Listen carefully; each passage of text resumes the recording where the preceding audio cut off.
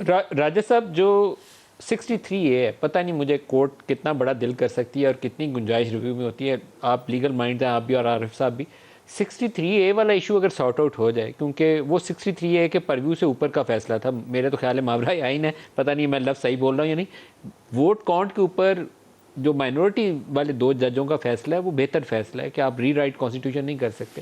اب یہ اگر چیز ہو جائے تو پھر تو تنازع سمیٹا جاتا ہے.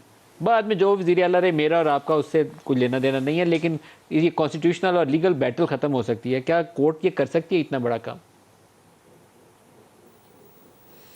دیکھیے کر تو سکتی ہے، لیکن جیسا عارف چودھری صاحب نے بھی کہا اور میں بھی عرض کر رہا ہوں کہ ریویو میں بہت ہی کم ہوتا ہے کہ فیصلے کو تبدیل کیا جائے، کیونکہ وہی جج صاحبان ہوتے ہیں جنہوں نے فیصلہ لکھا ہوتا ہے. اور ابھی تو 63A میں ڈیٹیل ججمنٹ اکثریت کی آئی بھی نہیں.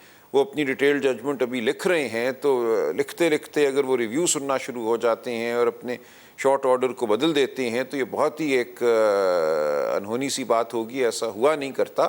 لیکن میں آپ سے اتفاق کرتا ہوں کہ اگر یہ تشریح نہ آئی ہوتی 63A کی کہ ڈالے گئے ووٹ کاؤنٹ ہی نہیں ہوں گے، تو پھر یہ تمام جھگڑا کھڑا نہیں ہونا تھا. 16 اپریل کو جو انتخاب ہوا تھا وزیر اعلیٰ پنجاب کا، وہ انتخاب حتمی ہو جاتا اور معاملات آگے بڑھ جاتے.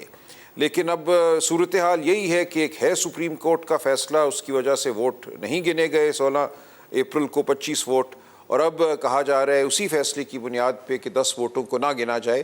لیکن اب بات آ گئی ہے پارٹی ہیڈ کی طاقت کے حوالے سے. اگر تو فیصلہ یہ آ جاتا ہے کہ چودھری شجاعت کو کوئی اختیار نہیں یہ خط جاری کرنے کا، یا اس خط کا کوئی اثر نہیں ہے کیونکہ پارلیمانی پارٹی کا فیصلہ مختلف ہے، تو اس کے بعد پھر چودھری شجاعت آئندہ کچھ نہیں کر سکیں گے. پارلیمانی پارٹی ہی مقدم ہوگی اور وہی اپنے فیصلے کرے گی آئندہ کے لیے بھی.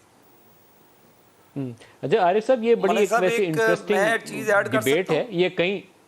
جی عابد صاحب پوچھیے عابد صاحب. ملک صاحب، میں انہی محترم کی بات کو آگے بڑھاتے ہوئے، عمران خان نے ایز اے پارٹی ہیڈ خط لکھا.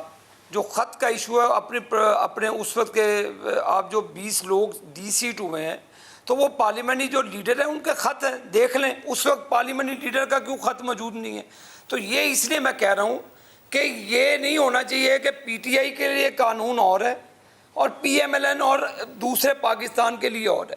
اگر عمران خان پارٹی سربراہ ہے، اس کے خط کے اوپر کارروائی ہو کر ڈی سیٹ ہو جاتے ہیں، تو چودھری شجاعت حسین کا خط پاؤں سے تو نہیں لکھا ہوا، وہ بھی انہوں نے ہاتھ سے لکھا ہوا خط ہے.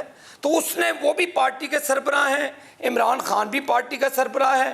عمران خان کے فیصلے پر آپ لبیک کہتے ہو. آپ اس وقت دیکھیں، آپ وہ جو پچھلا اپریل کا الیکشن ہے اس پر پارلیمانی لیڈر نے کوئی خط نہیں لکھا ہوا.